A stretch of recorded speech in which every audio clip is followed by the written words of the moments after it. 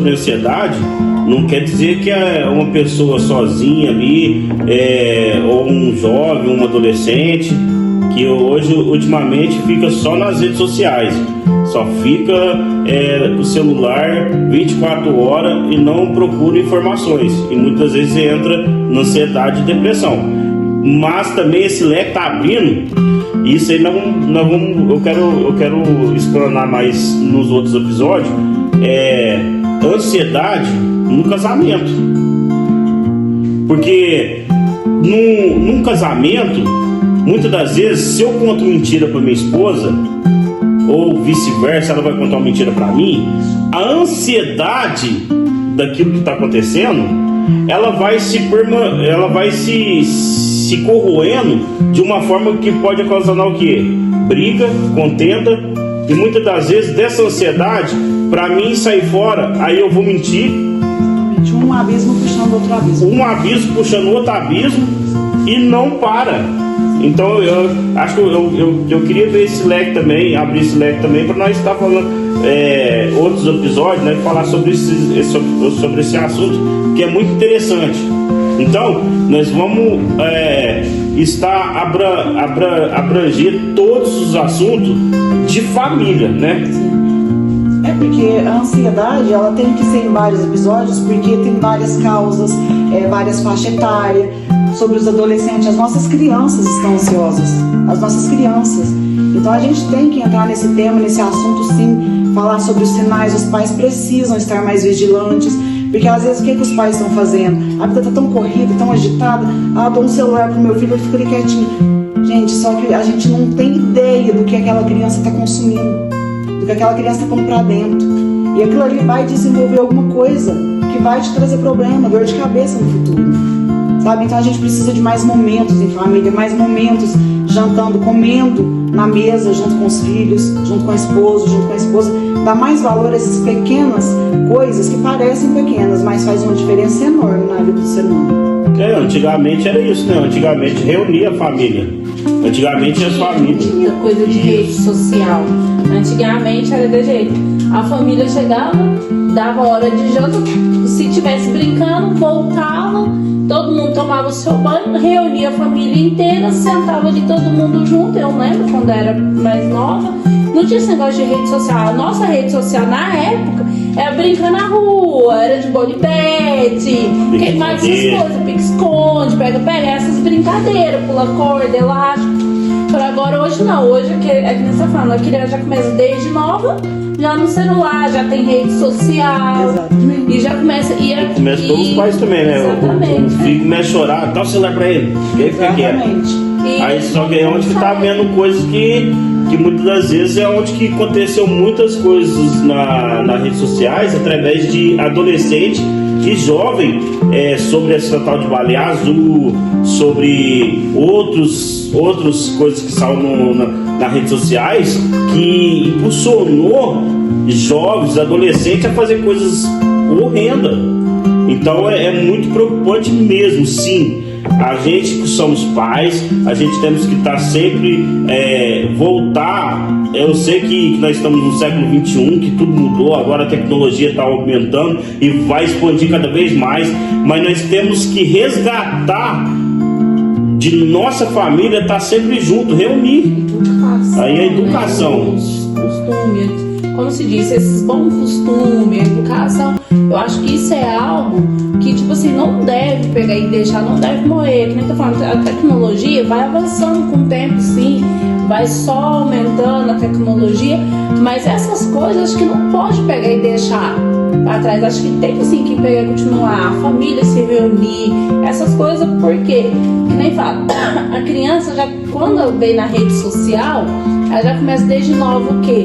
Ela já aprende, já nas redes sociais, a deixar de ser uma criança, a deixar de brincar para achar que tem que ser uma adulta, tem que ser uma jovem, uma adolescente, a criança, e ela tem que entender que ela tem que ter tudo, tem um tempo. E isso é que nem meu esposo fala. Dentro da Bíblia vem falando isso, que a gente tem que ter um tempo para tudo. Nós, seres humanos, temos que ter o nosso tempo. A criança tem que ter o tempo dela, que é a criança para brincar. O jovem, adolescente tem que ter o seu tempo. O adulto também. Cada fase tem um tempo que você passa. E às vezes na rede social, o que ele faz? Ele vai tirando isso. Aí você chega num certo tempo, numa certa idade, você vai olhar para trás e fala assim, nossa, olha o que eu pulei. Exatamente. Não viveu, não aproveitou, não fez o que tinha que aproveitar. E eu sempre falo para das minhas meninas, as fases que a gente vai passando, eu falo, vocês aproveitem porque são fases. Então vocês têm que aproveitar e passa. E fala assim, que a gente fica, principalmente a gente que é mulher, a gente lembra muito da nossa fase de 15 anos. Acho que é a fase que nós mulheres mais lembramos. E eu acho que fica aquela coisa, aquela inocência. Agora hoje eu fico perguntando, será que essas meninas hoje lembram disso? Será que elas têm esse pensamento, essas coisas assim de 15 anos, aquelas emoção que a gente sentia? Mas só que o quê? Assim, eu creio que vocês pensam da mesma forma, né? Nós, pais, podemos mudar isso. A gente tem que trazer de volta as raízes. A gente não vai conseguir mudar o mundo? É claro que não. Só que a gente pode mudar a nossa casa, a nossa família, entende? Não custa nada, a gente trabalha o dia inteiro, eu sei, gente, a vida é corrida, tem boleto pra pagar e a gente fica tão focado nisso que a gente esquece o bem mais precioso. Mas não custa nada tirar uma horinha por dia, sabe? Brincar com os filhos, contar uma história. Hoje em dia nem isso existe mais. Pôr o filho pra dormir, contar uma história, interagir, perguntar como foi o dia dele, fazer ele se sentir amado, acolhido, porque tudo começa aí. As crianças hoje não se sentem amadas porque os pais estão confundindo presença com presente. Eu vou dar isso para você, meu filho. Não compensa, não substitui. Presença é presença. E os nossos filhos precisam da nossa presença, do nosso amor. E aí as pessoas às vezes falam, mas eu não tenho dinheiro para sair, para gastar. Gente, para ser feliz é de graça. Criança gosta de coisas simples, é de momento, sabe? É de estar lado a lado ali, de se sentir importante. Às vezes, como se diz, reúne. Chega no final de semana, a gente fala, não tem dinheiro, mas reúne. Tem um filme que vai passar na televisão, reúne, faz uma pipoquinha, reúne ali todo mundo, fica ali a família. E é coisa simples, né? Não é coisa assim, eu vou ter que gastar rio de dia, não. Na verdade, a vida é feita de coisas simples. A gente é que complica tudo. Verdade. E sobre a ansiedade, quando alguém, principalmente quando alguém às vezes é ansioso, que nem você falou, são vários sintomas, a pessoa reage de um jeito. Quando a pessoa tem ansiedade, às vezes quando tá muito assim, que tá atacada, quando tá principalmente em lugar que tem aquelas fobias, porque tá muita gente, multidão, e começa a sentir aquela eufórica, aquelas coisas, que sabe que vai dar as crises, o que ela pode pegar e fazer para melhorar, para não dar as crises nesse momento?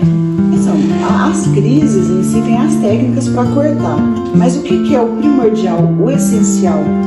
É um enfrentamento gradual, se chama. Por exemplo, a pessoa ela vai fazer uma lista de várias coisas que ela tem medo e que ela não consegue fazer mais. Só que ela não vai começar da mais difícil, ela vai começar do que é mais fácil.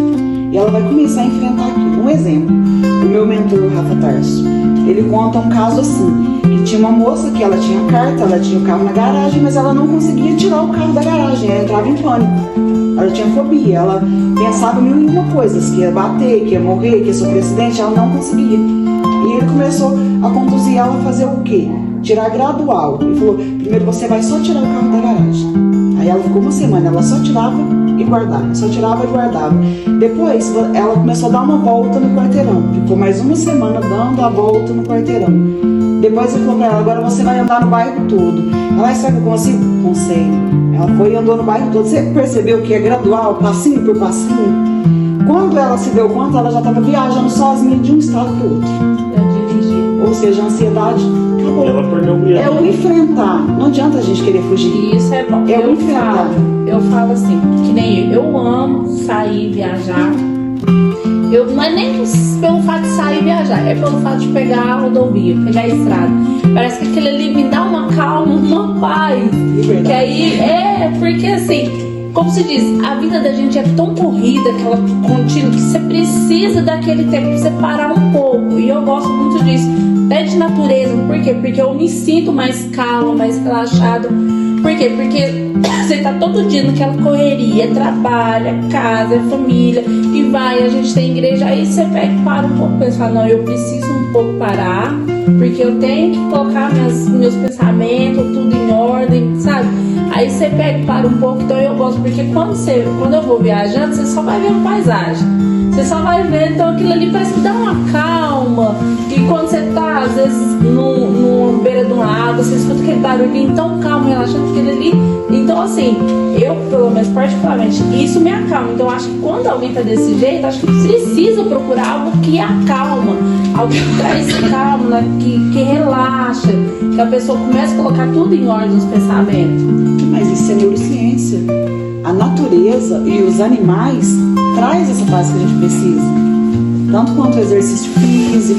E a maioria das pessoas, né, precisa fazer um exercício físico por causa, tipo, de um corpo bonito, sabe? A gente vai tão além disso, porque o exercício físico, ele libera os dois principais hormônios do bem-estar, que é a dopamina e serotonina, que é os hormônios do prazer, da alegria, do bem-estar, ou seja, vai acabar com aquela tristeza, vai acabar com aquela sensação de angústia, entende?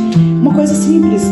Ah, mas eu não gosto de academia, eu não tenho dinheiro para uma academia. Gente, uma caminhada de 10, 15 minutinhos já vai ajudar muito, sabe? Então são coisas simples, mas que se você fizer um conjunto, dá pra mudar de vida. A verdade é isso que vocês estão falando aí sobre natureza, até o nosso pastor, o pastor Daniel, ele fez um encontro com os homens para acampar, mas acampou de frente com o rio e só era mato para todo lado, e foi uma paz, uma tranquilidade.